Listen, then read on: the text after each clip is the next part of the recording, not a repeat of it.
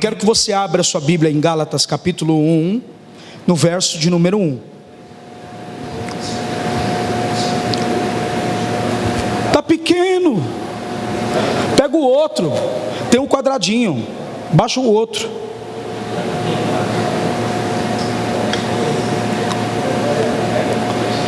Aí nós demos um tema, eu e o Alex que faz esses folders que você vê na nossa igreja, profissional, né, irmão? Uma bênção. Quem tem um Alex tem Jesus. Tô brincando. É que tem pastor que paga por isso e a gente tem de graça, irmão. A gente tem pessoas capacitadas, graças a Deus por isso. Então, nós queremos falar sobre o Evangelho verdadeiro. Demos um tema, senão toda terça tinha que dar um tema da carta de Gálatas, específico de cada capítulo. Então a gente deu um tema geral para o capítulo de Gálatas todo. Eu já quero adiantar para os irmãos que nós, encerrando isso, nós vamos fazer um livreto da série. Amém? Assim como Mais Amor. Então estamos trabalhando para isso. Abra sua Bíblia comigo, Gálatas capítulo 1, versículo 1.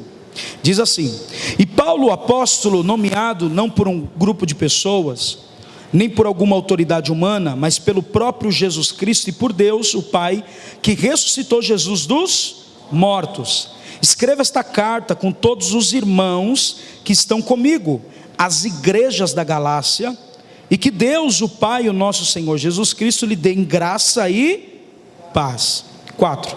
Jesus entregou sua vida por nossos pecados, a fim de nos resgatar desse mundo mau, conforme Deus, o nosso Pai, havia planejado. Toda a glória de Deus para todo sempre. Amém. O contexto histórico que está acontecendo nessa carta é como eu disse, é uma carta circular para as igrejas que habitavam em Galácia, na sua primeira viagem missionária. As igrejas de Paulo que ele implantou foi exatamente na Ásia da Galácia Sul, que havia uma Galácia Norte, então foi na Galácia Sul que Paulo implanta essas igrejas, na Ásia Menor. Atos capítulo 13, 14 e 15 fala sobre isso. As igrejas da Antioquia, da Pisídia, e de Icônia, e de Derbe, e de Listra, são essas 4 igrejas que recebem essa carta no ano de 55 a.C. a 60 a.C. Uma carta onde Paulo planeja instruir alguns irmãos que estavam se convertendo. Alguns gentios, ou seja, pessoas que não eram da raiz abraâmica, posso dizer assim, da descendência de Abraão, judeu legítimo, como nós. Alguns estavam temente a Deus e não era circuncidado, e eu vou falar um pouco mais disso hoje. Gálatas inclui elementos daquilo que os livros didáticos gregos compõem e denominam como uma carta da repreensão, ou seja, Paulo começa já defendendo o seu apostolado, pelo simples fato. Por quê? Porque Paulo tenta defender nessa carta 2 coisas: primeiro, o seu apostolado, e segundo, o evangelho verdadeiro. Por que o evangelho verdadeiro? Porque alguns judeus convertidos ao cristianismo acreditavam que a fé em Jesus não era suficiente para a salvação. Eles acreditavam que não era somente crer em Jesus que era salvo, então deveria ter a tradição da lei também, ou seja, permitir que não só a fé em Jesus, mas também era necessário guardar as obras da lei de Moisés. Ou seja, as tradições, os rituais, as cerimônias, quais as principais que estes judeus, que era antes fariseu, detinham a lei de Moisés, se converteram a Cristo e começou então a sair como missionários e apóstolos agora, ou seja, a palavra apóstolo é enviado de Deus, que eles saíam da igreja de Jerusalém, provavelmente, e começaram a pregar o evangelho na Galácia, nessas 4 igrejas que Paulo havia passado e implantado. O que eles disseminavam? Exatamente o que eu disse: a fé em Jesus não é suficiente, é necessário também a lei de Moisés para que vocês sejam salvos. E isso criou uma bagunça ao ponto de, a conversa era essa, vou contextualizar para você entender o que está acontecendo. Eles saíam como missionário para pregar o evangelho e perguntavam: vocês são cristãos? Somos. Mas vocês são cristãos? E quem pregou para vocês? O apóstolo Paulo. Apóstolo Paulo? Você sabe que o apóstolo Paulo não fez parte do grupo dos 12? Ele não andou com Jesus, ele é falso. Não acredite no seu pastor. Por isso que Paulo, no capítulo de número 1, versículo 1, ele diz: Paulo, apóstolo, nomeado não por grupo de pessoas. Ou seja, esses apóstolos, agora, que viviam a graça e também tinham a lei na sua tradição, estava disseminando e falando que o apóstolo Paulo não era um apóstolo legítimo, e não só isso, e também confundindo a mente daqueles irmãos que eram gentios, e que agora estavam com a fé em Jesus, e dizendo: vocês não são salvos, porque falta a lei de Moisés para vocês serem salvos. Quem entende, diga amém. Amém. Por isso Paulo, você percebe ele dizendo: olha, eu não fui chamado por pessoas ou grupo, a autoridade humana, mas pelo próprio Jesus Cristo. Atos capítulo 9, Paulo era um perseguidor, tem um encontro com Jesus no caminho. Depois de 3 dias orando, Ananias vai lá e restaura a visão. A carta diz que ele já começa a pregar. Ele foi descreditado porque imaginava que ele não estava sendo realmente convertido. Então, na sua questão aqui, ele está dizendo o seguinte: Cristo apareceu e me revelou o evangelho.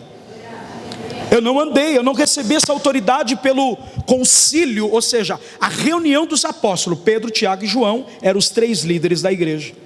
E era necessário toda pessoa que fosse levantado ou enviado para o campo missionário falar com os apóstolos para eles autenticar em oração. E é exatamente o que acontece em Atos 3. A palavra diz que Barnabé e Saulo estão em oração junto com outros pastores ou presbíteros. E a Bíblia diz: orem para Saulo e Barnabé e envie eles para a obra missionária. Nessa primeira viagem ele implanta 4 igrejas. Então, nesse texto aqui, Paulo está defendendo, primeiro, o chamado que ele carrega, e segundo, o evangelho verdadeiro, porque estava sendo pregado de uma maneira errada.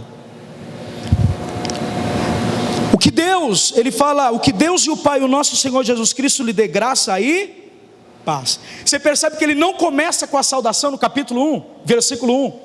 No versículo 2 ele fala que Deus concede a maioria. Essa é a única carta que Paulo não começa por uma saudação comum: que a graça e o amor de Deus esteja convosco, meus irmãos. Não, essa carta ele já começa quebrando tudo. Por isso ela é chamada a carta da repreensão. Tudo bem até aqui? Vocês estão bem? Amém. Hoje é só a introdução. Terça que vem é o capítulo 1 inteiro. Nós vamos só até o capítulo, versículo 5. Versículo 4, você percebe assim: Jesus entregou a sua vida para os nossos pecados. Diga comigo: Jesus se entregou a sua vida por nossos pecados, a fim de nos resgatar deste mundo mau. Então, vamos parar aqui.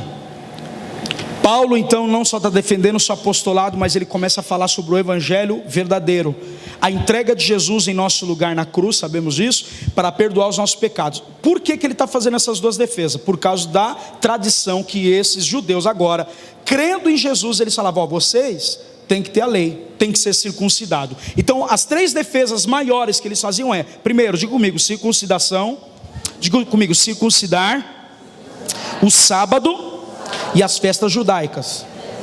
Eu quero ler os textos, por exemplo. A circuncisão masculina é uma remoção do prepúcio do pênis humano. No antigo Israel, a circuncisão tinha realizado no 8º dia de nascimento do menino. 8º dia tinha que ser circuncidado. Aliás, o nosso Cristo foi circuncidado, viu? Tem um sentido de um sinal de aliança entre Deus e Abraão, seus descendentes, rito de inserção do povo de eleito. Ou seja, Deus terá que tornar obrigatória a prática da circuncisão masculina para Abraão 1 ano antes de nascer Isaque. Todos os homens da casa de Abraão, tanto seus descendentes como dependentes, estão excluídos. O Deus e todos os escravos recebiam em si mesmo esse sinal de pacto, o qual entregava a Deus a sua aliança na carne. Abra comigo Gênesis 17:10. Vamos um pouquinho mais. Vamos falar um pouquinho da circuncisão, da circuncisão. Gênesis capítulo 17, versículo 10.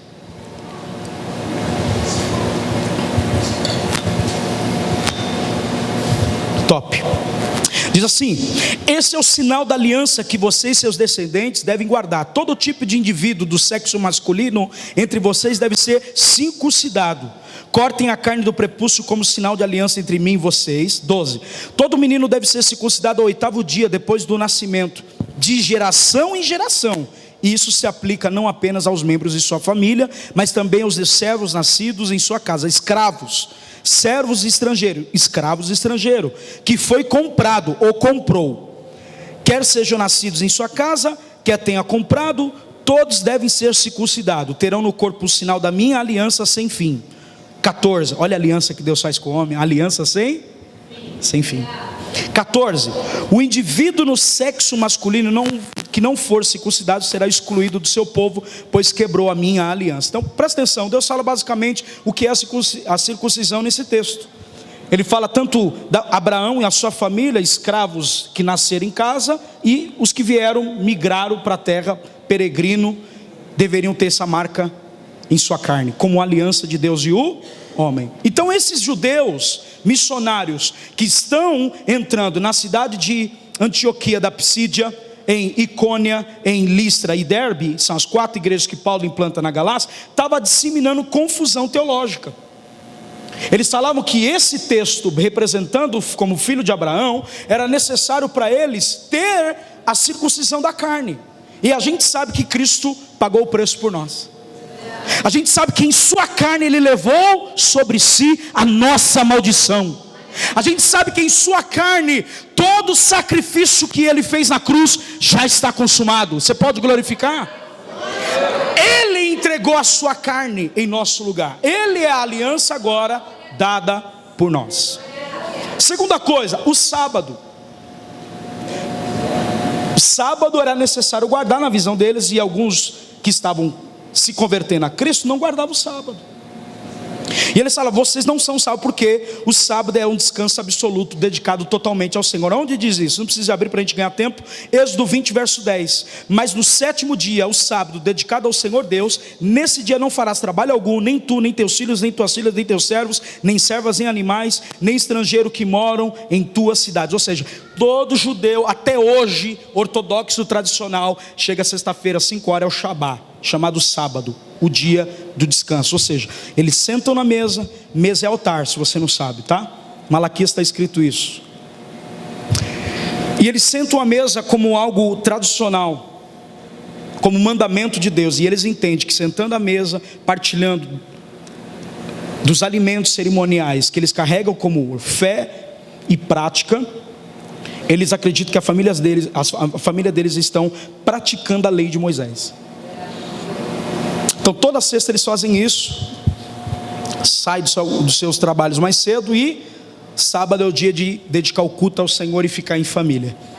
E quantos de nós, a nossa casa não é mais assim? Cada um está em um canto. Algumas coisas são boas, sim ou não? Mas na visão salvação, soterologia, assim eu posso dizer para alguns teólogos que estão aqui, a salvação que começa em Deus é o pensamento que Paulo e eu e você devemos ter. Deixa eu dizer uma coisa para abrir aqui entre parênteses. Você não precisa fazer esforço nenhum, sacrifício nenhum para ser salvo. Cristo já fez por você. Se todas as vezes que você se cobre em fazer um jejum e não consegue, quebra. Todas as vezes que você começa uma campanha de oração e não começa e quebra, você se martiriza dizendo, eu não sou digno, e não é mesmo, mas Cristo te fez. A gente parece que estamos numa penitência, achando que para ser salvo começa eu fazendo o esforço para ser salvo. E eu quero te dizer, meu amigo, que você não precisa fazer esforço nenhum. A graça de Deus já te alcançou. Cristo morreu por você. Pastor, mas eu estou bebendo. Não tem problema, a graça vai te libertar. Pastor, mas eu estou pecando. Cristo não só te libertou do pecado, Ele te libertou de você, para que você tenha a vida dele. Então no sábado não adianta, como um judeu falava assim, olha, vocês não podem ser salvos porque não guardam o sábado. O que adianta guardar o sábado e não guardar a boca, não guardar a língua, não servir ninguém, não ter comunhão? Irmão, o que tem de pastores que não tem mais paixão pelas pessoas, que pregam sermões mortos, o que tem de pastores que não são mais apaixonados pela palavra, que não tem mais vida com Deus, que pregam sermões mortos para cadáveres, que são os ouvintes, não está escrito.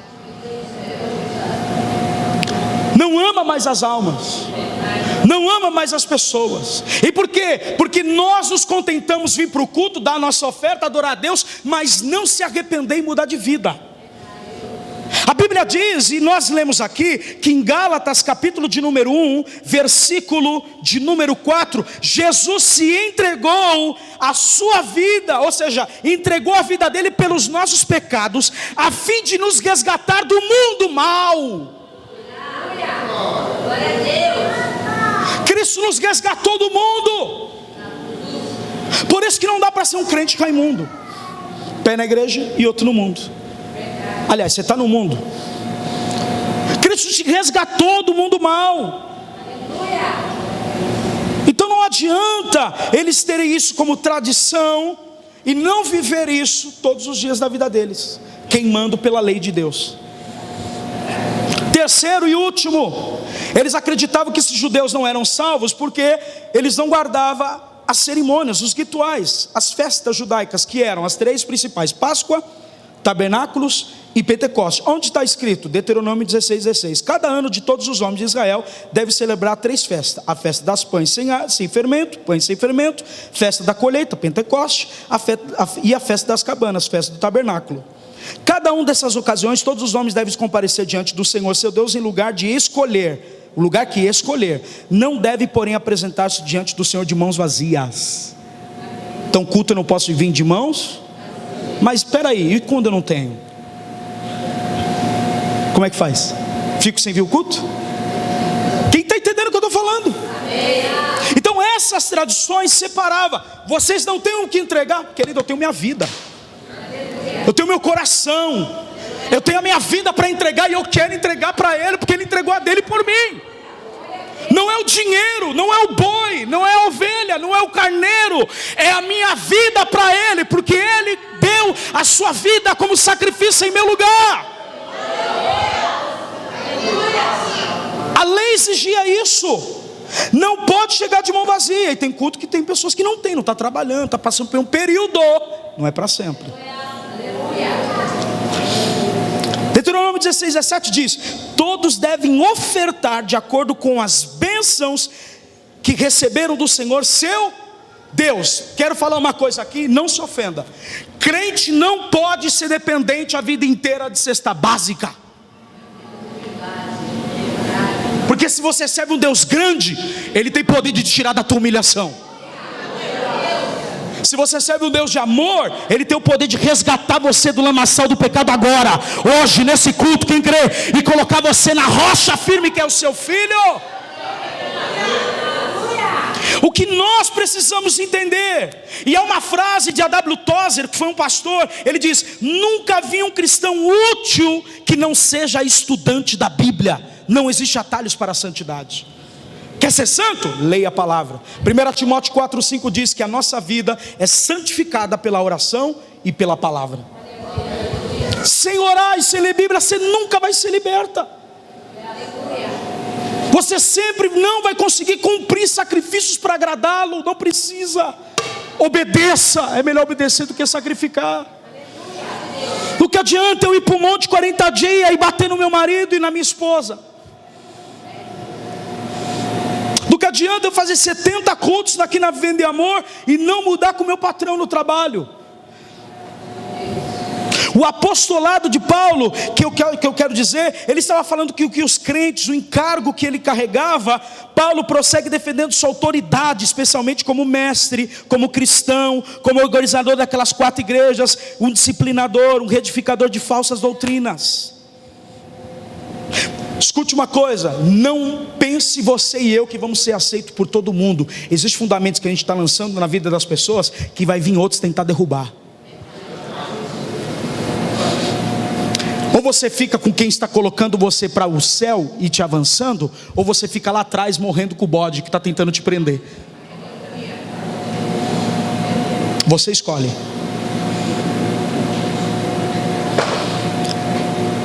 Ele fala que ele não recebeu essa autoridade da parte de homens, mas ele recebeu de Jesus Cristo.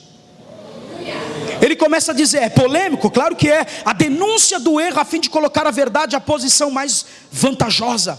Os judaizantes tinham algum apostolado, era humano. Ele está dizendo, vocês caminharam com ele, eu não, mas ele me pegou no caminho e me revelou. Ele apareceu para mim. Ele me incluiu. Ele estava dizendo que o apostolado dele tinha uma fonte elevada, igual a dos apóstolos. E depois nós vamos falar o porquê, você vai entender. Por isso que tem que começo, meio e fim. Eu vou parar aqui, você não vai entender nada. Você vai vir no dia que está no capítulo 6 e perder o porquê que eu estou falando isso. Porque no capítulo 2 explica isso. Vou só te aguçar aqui. Então, ele vai no concílio, ouve os apóstolos e fala assim, a partir de hoje Paulo prega para os gentios e nós vamos pregar para os judaizantes. Pronto. Quem está entendendo? Amém. Tinha a fonte mais elevada. Ele estava dizendo que homem algum tinha o nível que ele teve de graça para receber o evangelho dado pelo céu e revelado por Jesus a ele. Ou seja, Cristo foi o mediador da autoridade que Paulo recebeu pela intervenção de Jesus Cristo em sua vida. O contraste torna que Cristo mais do que os homens, ou seja, Cristo é maior do que eu e você. Por isso ele se entrega em nosso lugar, porque nós não somos capazes de cumprir o sacrifício que ele cumpriu. A lei te exigia você morrer. Tem certo tipo de pecados que a lei exigia que eu e você morresse. Por isso que ele começa a falar aqui, presta atenção. Ele começa assim, ó, por trás dele, igualmente, o que estava Deus Pai, apresentou com ele, ressuscitando Cristo dentre os mortos. Cristo ressurreto foi quem apareceu a Paulo e fez ele como apóstolo. Jesus Cristo não era homem somente. Agora com o corpo glorificado, ele aparece para Paulo agora, dizendo, eu chamo você para ser o meu missionário. E comissiona Paulo para ser um apóstolo enviado aos gentios. Então Paulo está dizendo o seguinte, vocês andaram com ele humanamente, eu agora recebi do evangelho dele, agora ele no alto, ele desceu para me resgatar. Por isso que Cristo entregou sua vida para nos resgatar desse mundo mal. Quem está me entendendo? Não é à toa que ele fala, Jesus Cristo tem o poder de perdoar os pecados. Ele ressuscitou por isso, tem o poder de agora vencer o pecado original de Adão e de todo ato que nós cometemos fora do corpo, ou seja, pecando em atitudes, Cristo também pode te perdoar. Marcos 2,10 diz, ora, para que saibais que o Filho do Homem tem na terra poder para perdoar pecados, disse ao paralítico, levante, toma teu leito e vai para a tua casa. Levanta a sua mão, quero profetizar. Eu estava com vontade de profetizar não, mas eu vou. Eu profetizo na tua vida que hoje você vai se levantar daqui, vai tomar teu leito de dor e vai para a tua casa restaurado pela palavra de Deus, porque a sua vida muda hoje nesse culto. O Espírito de Deus te diz nesse lugar que você é amada por Deus, perdoado por Deus, a graça te alcança, não é meritocracia, é favor divino. Pode adorar o Senhor. É graça.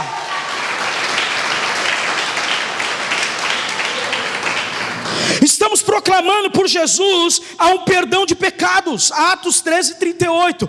Todo que nele crê é declarado justo diante de Deus. Se você crê em Cristo, você é justificado.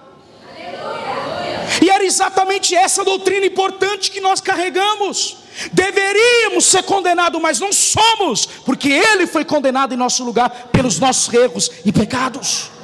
Então, sendo que, preste atenção na carta, ele está dizendo assim, ó, se a fé em Jesus não é suficiente, tem que ter a lei das obras, aquilo que eu já falei, circuncisão, sábado e festas religiosas judaicas, esses judeus estavam destruindo a obra de justificação que Cristo fez por nós na cruz.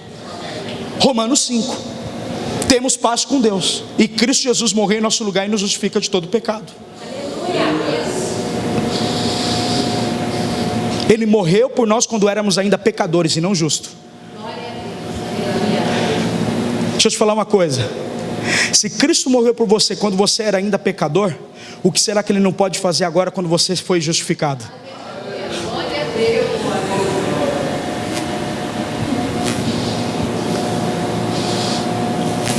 Por isso que Atos 13:39, no sermão de Paulo, quando ele é enviado nesse capítulo, ele diz, todo aquele que nele crê é declarado justo diante de Deus, algo que a lei de Moisés jamais pode fazer. Pecou na lei, morre, tem que pagar, tem que ser transferido ao animal. Não tem um animal, está em pecado, está condenado, está amaldiçoado. A lei fazia isso. Cristo vem e cumpre a lei dele no corpo. Por isso, a festa nossa foi trocada da Páscoa para a ceia. Alguém está me ouvindo? Você não precisa de um cordeiro, nem ervas amargas, nem pão sem fermento. Ele diz assim, ó: esse aqui é o meu pão, o meu corpo. E esse aqui é o cálice, o meu sangue. Todas as vezes que vocês bebem, vocês estão concordando em comunhão comigo. A ceia é algo incrível. Às vezes a pessoa, não vou tomar porque eu não estou consertado. Mas se não tomar, não adianta nada. É entender que eu faço parte de uma mesa que um dia Judas sentou e traiu, e mesmo assim comeu do pão e bebeu do cálice. Quando ele fala no versículo 3, estou indo para o final, a graça e a paz, porque ele concedia, o Deus que concede graça e paz, ele tem uma ordem. O favor divino recebido torna você ter uma vida plena e harmonia diante do Senhor. Hoje você sai daqui com graça e sai com a shalom, com a paz de Deus no seu espírito. Eu profetizo, o Deus que você serve tem graça, o Deus que você serve tem paz para te entregar. E eu profetizo isso: aquilo que o mundo busca na balada, aquilo que o mundo busca na droga, você tem no teu Deus. Não abra mão dele, ele te ama, ele tem coisas novas, ele libera essa harmonia. Eu profetizo, o crente geral, ele tem graça, ele tem paz. Essas bênçãos vêm do Senhor Jesus para você e também do Deus Pai para a nossa vida. Você pode glorificar Ele, meu irmão?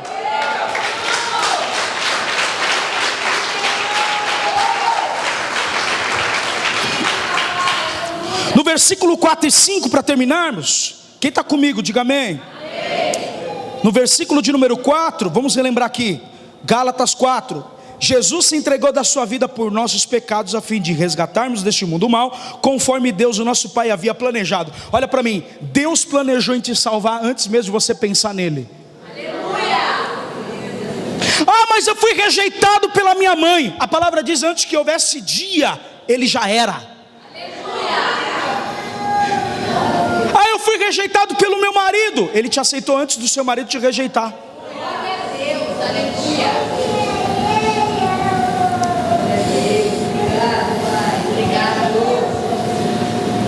Mas os meus amigos não me amam. Cristo te ama e é suficiente. Obrigado, Senhor. Nós queremos ser aceitos por pessoas humanas que estão prontas a nos trair, e não queremos amar aquele que um dia entregou sua vida em nosso lugar, que nunca vai puxar o nosso tapete, que nunca vai nos trair, que nunca vai nos abandonar. Não! Creio que eu e você estamos estudando essa carta para viver as mesmas vidas, as nossas vidas. Nós vamos viver a vida dele, vai manifestar a vida de Cristo a partir de hoje, na sua palavra. Aquilo que você pensa, aquilo que você canta, vai ser não só uma rotina, mas vai ser uma plenitude. Amanhã, quando você levantar, o mundo vai ver você sorrindo diferente, porque a graça e a paz de Jesus está instalada em seu espírito. Ele te livrou e resgatou de um mundo mau, de um mundo cheio de traição, de um mundo de dor, de um mundo de depressão, de um mundo de ansiedade. Te resgatou disso. Se você não tem esse entendimento, é porque você não recebeu o amor de Jesus ainda. Talvez eu estou falando com pessoas que não nasceram da carne e do espírito. Estamos viciados em cultos da chave, viciados em profecia, e não amamos mais o Cordeiro. Não choramos. Posso fazer uma pergunta que Paul Washer fez, um pastor americano? Ele falou assim: qual foi a última vez que você chorou por último pecado seu? Pelo pecado, não pela ação, não pelo remorso. Por que eu fui fazer isso? Eu feri o meu Deus. Não é o ministério, não é a unção, não é a porta fechando porque eu pequei, é porque eu feri o coração do meu Pai. E eu choro porque eu não quero. A lei aponta o seu pecado, a graça aponta o Cordeiro.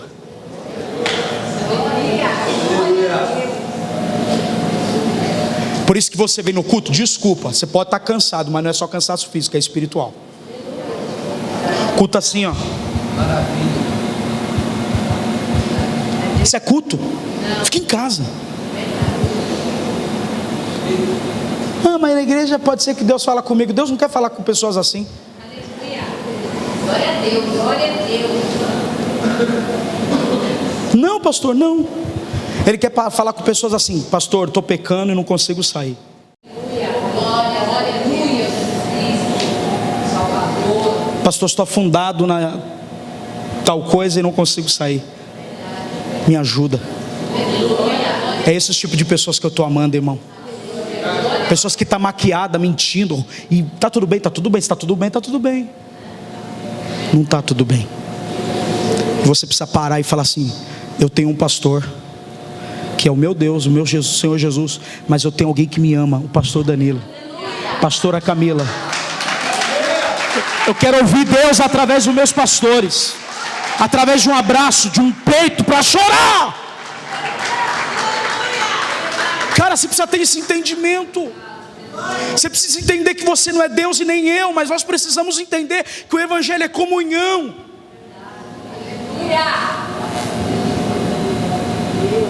Eu pergunto para os irmãos, não vou olhar para ninguém para não escandalizar.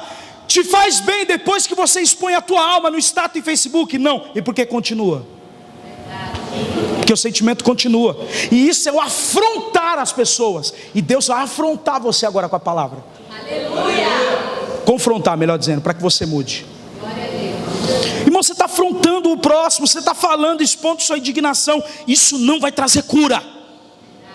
O que traz cura é quando Deus ministra no Espírito. É quando você tem entendimento maduro de não ir lá para a rede social e externar sua alma de algo que Cristo quer falar no teu espírito. Porque às vezes você faz e nem sabe por que está fazendo. Se você quer ser ouvido, fala para que o céu te responda às suas orações. Eu quero ser ouvido, por quê? Por Jesus, o único que pode mudar. Porque eu sou espírita, vendo essa bagunça na internet, vou nunca pisar numa igreja evangélica. Vocês não pensam nisso.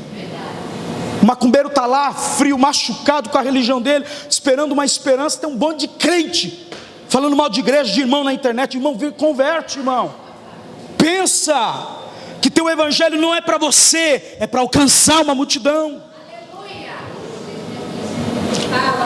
Indignação se cura com palavra, indignação se cura com perdão, indignação se cura com o Espírito Santo derramado em seu coração. Termino. O Evangelho é uma mensagem que não veio somente melhorar a nossa vida, veio nos libertar. Não, você não entendeu. O Evangelho não veio melhorar o nosso padrão de vida, ele veio nos libertar de nós mesmos. O Evangelho de Jesus nos tirou de um mundo. A palavra mundo é temporal, não se refere à natureza do homem, como tais somos. Ele está dizendo o seguinte: a circunstância da vida humana, corrompida como estão pelo pecado e dominados por Satanás. Presta atenção. Por exemplo, eu sei que Cristo me perdoou em Adão, então todo pecado adâmico em Cristo foi levado. Mas meu dia a dia, aquele pecado escondido debaixo do tapete, eu não saio. O viciozinho, a língua que não converte, querendo a coisa que é do outro, circunstâncias do dia a dia. Ele está dizendo que essas práticas, em 2 Coríntios 4, versículo 4, Paulo responde: o Deus dessa era cegou o entendimento dos descrentes, para que não veja a luz do Evangelho da glória de Deus, que é a imagem de Deus. Quando você olha para o Evangelho, você vê a glória de Deus, cara, em você. Sabe como você vê que você melhorou? Quando aquelas pessoas que tentam afrontar você, você não liga mais. Você está curado da indignação. Você não tem tempo a perder. Pastor, mas estamos falando mal do Senhor. Entra na fila, só mais um. A igreja está cheia de hipócritas. Olha quantos bancos vazios para vir mais. Porque quem tira a hipocrisia do homem é o Espírito Santo, e até a vinda. Todo dia tem uma máscara nossa para arrancar. Não, ninguém entendeu o que eu falei. Todo dia tem uma máscara nossa para arrancar. Todo dia. Todo dia.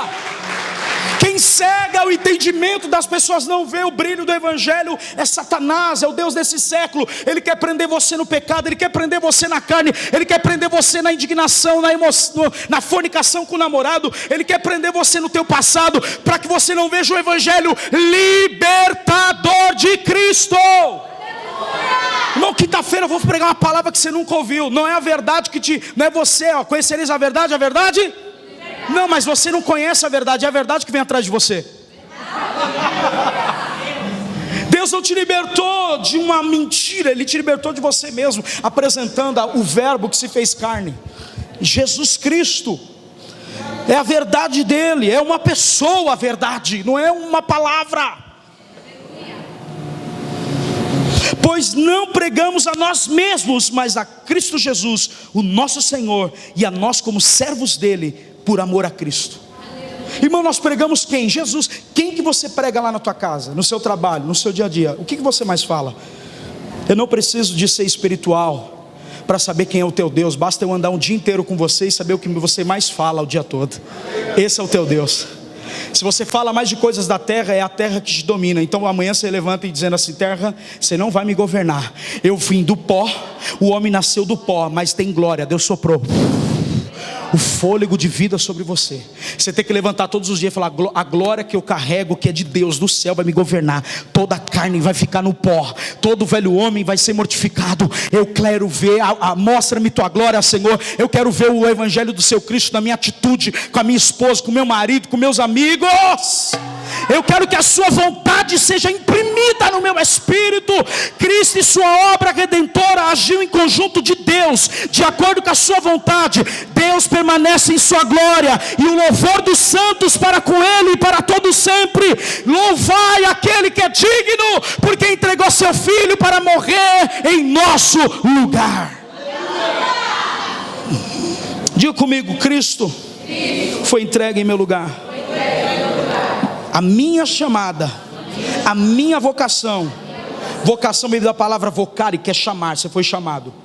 Uma voz chamou você: José, vem, você é meu filho. Uma voz me chamou: Karina, eu te amo. Uma voz chamou: Vanessa, eu te amo, filha, você é minha missionária, aonde eu te envio. Uma voz nos chamou para ser pastores, profetas, apóstolos. Quem está me ouvindo? Evangelistas, mestres da palavra. Deus não tem um chamado de esquentar banco, mas Deus te dá uma palavra que arde no teu peito todo dia, para ver uma multidão sendo alcançada. Está na hora de arrancar a chupeta da boca e parar de chorar por aquilo que não recebeu, e começar a chorar pela glória que carrega, porque a glória de Deus vai invadir a tua vida. Quem pega, come on, recebe essa palavra. Vamos, igreja, vamos. Saia dessa inércia espiritual, saia dessa frieza espiritual. Deus te trouxe aqui para dizer que Ele te ama, e Ele entregou Jesus por você. Ele entregou o melhor para você. Entregue sua vida como o melhor.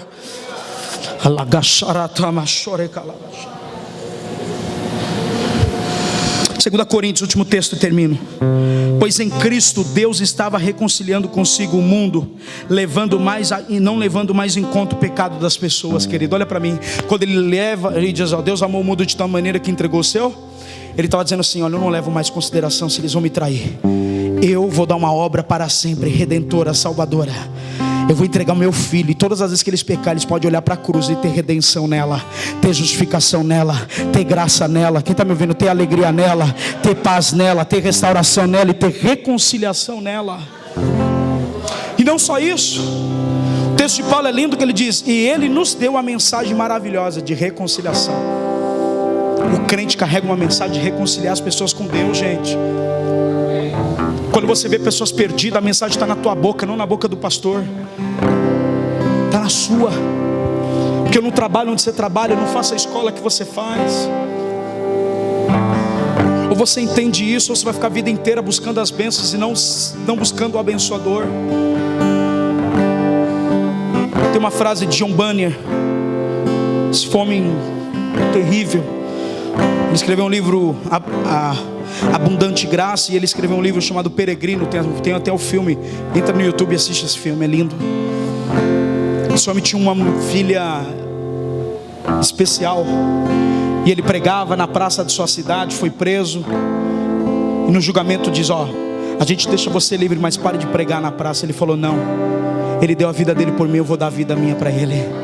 Eu não vou deixar de pregar. Mas você vai ficar preso por muito tempo, não importa. Eu não estou pronto só para ficar preso, mas morrer por ele. Esse homem ficou preso a vida inteira por amor a Jesus, e com uma filha em casa especial. Cara, você não passa nada, você não renuncia a nada, você não sacrifica nada. Esse evangelho chegou aqui com dor de pessoas, pessoas que morreram, que choraram, que deram suas vidas para leões ser comidos. E hoje a gente não aguenta uma gripe. Estão falando de mim. Irmão, é muito pequeno, você não se converteu ainda. Se você liga porque as pessoas falam, porque Cristo não está falando com você. Se Cristo está falando com você, não importa mais o que as pessoas dizem. Mas se Cristo não está, as pessoas realmente têm razão. É elas que controlam a sua vida. John Bunyan diz, o povo de Deus é como sinos. Quanto mais forte você bate, melhor lhes serão o som. Olha que cara lindo, ele diz: o povo de Deus é como sinos. Quanto mais forte você bater, mais som eles vão produzir. Isso que eu estou pregando para você é evangelho. Mas você quer o da rádio. Sabe qual é o problema? O pastor da rádio não é seu pastor e nem do YouTube.